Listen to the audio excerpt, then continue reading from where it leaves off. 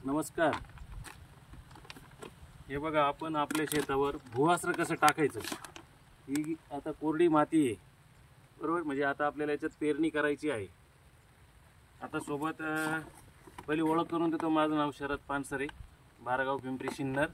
माझ्यासोबत गणेश सर आहेत आणि आपण इंडिया ग्रोचे जे भुवास्त्र आणि ग्रो मॅजिक, हे बघा एका एकरी आपल्याला 4 किलो भुवास्त्र आणि 100 ग्रॅम ग्रो मॅजिक आपण टाकतोय.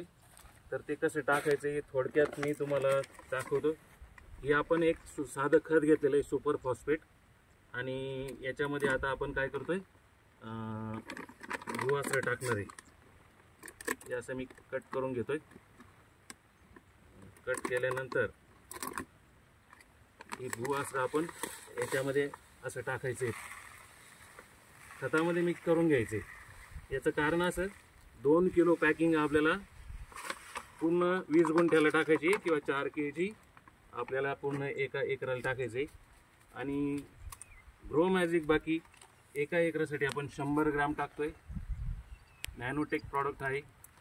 आपलं पीक जर नंबर 1 आणायचं असेल तर आपल्याला ह्या पद्धतीने सगळं असं मिक्स करून घ्यायचं आहे बरोबर आहे. हे असे सगळे पॅकेट आपण इथं टाकणार आहे एक एक करून.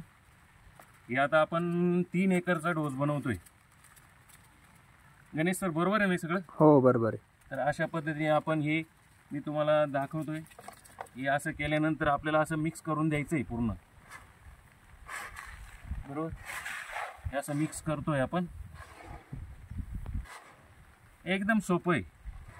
ओल्या माती म्हणजे पेरणीच्या अगोदर जर आपण असं भुवास्त्र टाकलं, ते भुवास्त्र जे आपलं आहे पूर्णपणे सॉइल सॅनिटायझेशनचं काम करणारे, जमीन स्वच्छ करण्याचं काम करणारे, जमिनीमधले जे किडे त्यांना मारण्याचं काम करणारे जे, आणि मित्र कीटक आहे त्यांचं रक्षण करणारे, जसं गांडूळ असेल, बाकीचे बॅक्टेरिया असेल, त्यांना काही करत नाही. भुवास्त्र आपल्याला माहिती किती जबरदस्त प्रॉडक्ट आहे. आणि पीक तर आपलं जोरात येणारच आहे, प्लस मातीमध्ये सुसूत्रता येणारे, मातीमधले कंटेन्स काही वाढणारे, पूर्ण हर्बल एक्स्ट्रॅक्ट्सपासून बनलेले आहे प्रॉडक्ट्स. वृक्ष आयुर्वेदा कन्सेप्ट यापासून बनलेले. अशा पद्धतीने आपण मिक्स करतोय. तर हे मिक्स करून आपल्याला हे सेकंड ग्रो मॅजिक मी घेतोय बरोबर आहे. बघा, आपण या पद्धतीने हे करणार आहोत.